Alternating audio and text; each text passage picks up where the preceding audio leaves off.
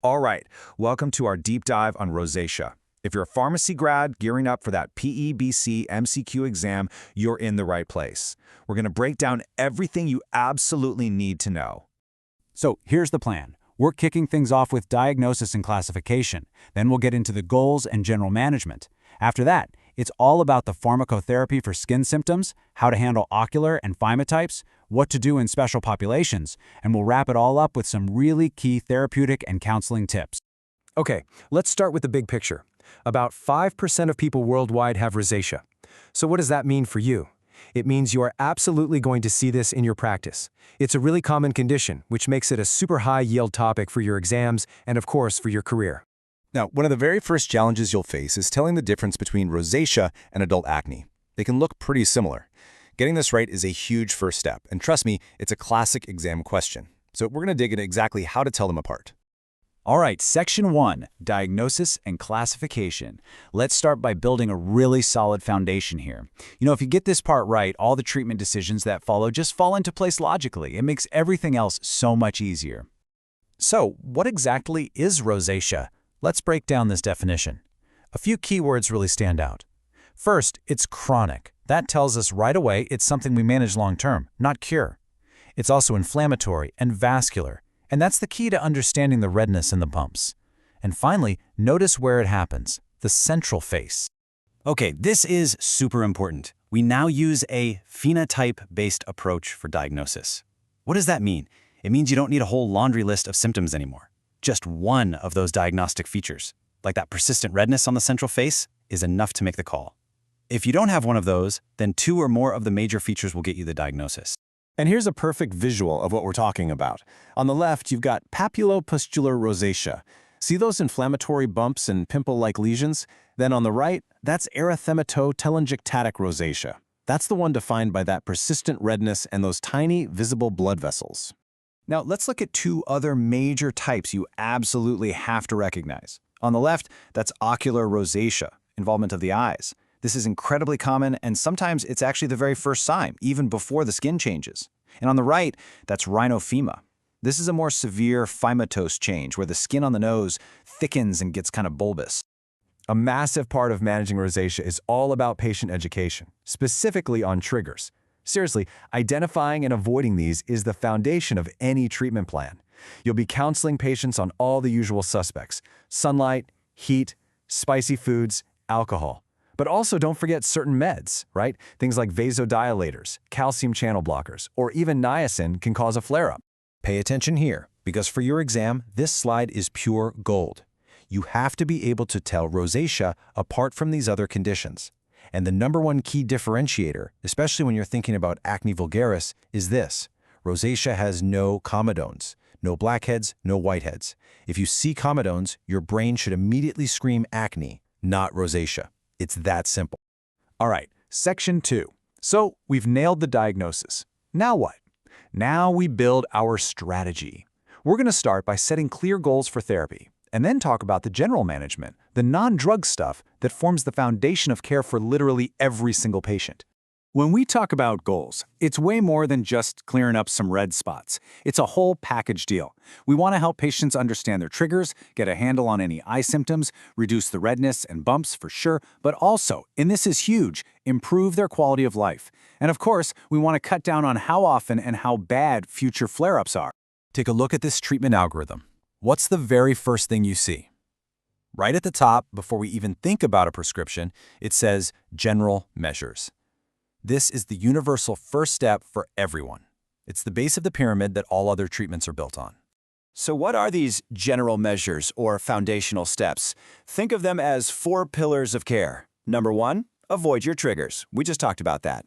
Number 2, use super gentle skincare, non-soap cleansers, fragrance-free moisturizers. Number 3, and this is totally non-negotiable, a broad-spectrum sunscreen, SPF 30 or higher, every single day. And number 4, you can suggest camouflage makeup, especially the green-tinted kind, to help cancel out the redness.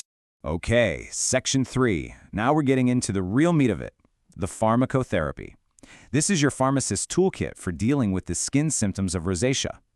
This is where all that detailed drug knowledge you've been studying really shines. Let's talk about topical brimonidine. With this one, managing patient expectations is everything. It's an alpha-2 agonist, so it works by constricting those dilated blood vessels. This makes it awesome for that persistent background redness. But, and this is a big but, it does absolutely nothing for telangiectasias.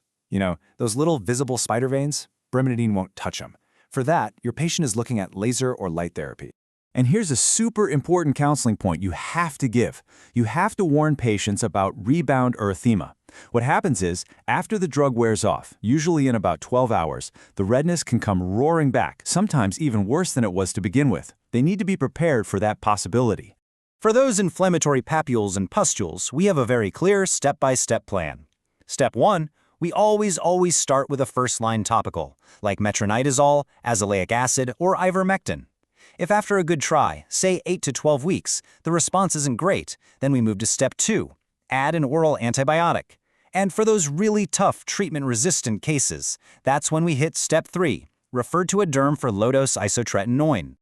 So let's zoom in on these first-line topicals. What's really interesting is that for metronidazole and azelaic acid, we think their main benefit is being anti-inflammatory.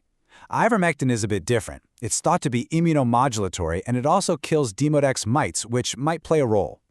Each one comes with its own little quirks and counseling points that you definitely need to have down pat. Okay, this is a core concept and a favorite for exams. Why on earth are we using an antibiotic for a condition that isn't a bacterial infection? The answer is simple. It's not for their bug-killing power. It's for their awesome anti-inflammatory benefits.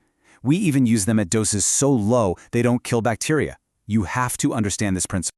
So when you reach for an oral antibiotic, your go-to first-line choices are doxycycline or tetracycline. We save minocycline as a second-line option because of its risk for some rare but pretty serious side effects like drug-induced lupus. And another key tip, that low-dose sub-antimicrobial doxycycline, it works just as well but has way fewer GI side effects. It's a great option. All right, section 4. Let's switch gears and talk about the other major phenotypes.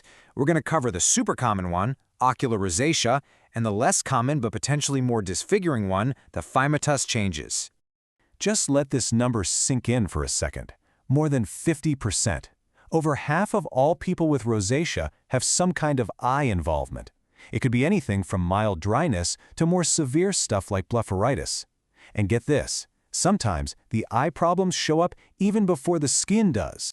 Managing ocular rosacea is, you guessed it, a stepwise approach. For mild cases, we start simple. Good eyelid hygiene, like using diluted baby shampoo washes and artificial tears. If it's more moderate to severe, we bring in the big guns. The same oral antibiotics we use for the skin, like doxycycline or tetracycline. And if it's still not getting better, time to refer to an ophthalmologist. Okay, for managing phyma, it all comes down to one simple question. Is it inflamed or not? If you see signs of active inflammation, like redness and tenderness, then we treat that with oral anti-inflammatories, like doxycycline. But if the tissue is stable, thick, and not inflamed, then medication isn't the answer. That's when physical methods, like lasers or electrosurgery, are needed to actually reshape the nose. All right, section 5, and this is a big one, special populations, specifically pregnancy and breastfeeding. This is super high yield for exams, so you really need to know what's safe and what's an absolute no-go. Pay close attention here. Before we even get to pregnancy, let's talk about planning. The most critical point here is about oral isotretinoin. It's a powerful teratogen, so it is an absolute must to stop it at least 1 full month before trying to conceive. No exceptions. Tetracyclines are a bit different. They're out of the system much quicker, usually within a week. Okay, so what about during pregnancy? The name of the game is topicals. Topical azelaic acid and metronidazole are considered our safe go-tos. Oral isotretinoin, absolutely contraindicated. And tetracyclines, they are a big no, especially in the 2nd and 3rd trimesters, because they can stain the baby's developing teeth and affect bone growth. And what about during breastfeeding? Well, good news. Those same topicals, azelaic acid and metronidazole, are still considered safe. Now, with tetracyclines, it's a bit of a gray area. A short course is generally thought to be okay, but we want to avoid long-term use because of a theoretical risk. As for oral isotretinoin, it's still not recommended simply because we don't have the safety data. Okay, let's wrap this up with section 6. We're going to do some rapid-fire therapeutic and counseling tips. Think of these as the little pearls of wisdom that will really give you an edge both in your practice and, of course, on the exam. This is a really important point about health equity. We always think of rosacea as redness, but in patients with darker skin, that erythema can look very different. It might look more dusky, brown, or even a bit purplish. And because of that, it can be a lot harder to spot, which often leads to delays in getting a proper diagnosis and treatment. Okay, listen up, because this is a huge one. Avoid topical corticosteroids. This is a super common mistake. Using them on rosacea can actually make things worse. It can lead to something called steroid rosacea, which, believe me, is a whole other beast to treat. So, just don't do it. Remember when we talked about managing expectations? Here's another perfect example. When a patient starts briminating, you have to tell them that their little spider veins might actually look more obvious. Why? Because the background redness has gone down. You have to explain that the veins aren't getting worse, they're just easier to see now. This little bit of counseling prevents a ton of anxiety and helps them stick with the treatment. And to finish, I want to leave you with one final, absolutely crucial takeaway. This is the one question that you should make a habit of asking every single rosacea patient you ever talk to. And that question is, how are your eyes? You have to ask about their eyes. Ask if they feel dry, gritty, or sandy. Ask about irritation or redness. Remember that number. Over 50% have ocular involvement. It's a super common, often overlooked part of the condition that you, as a pharmacist, can help bring to light.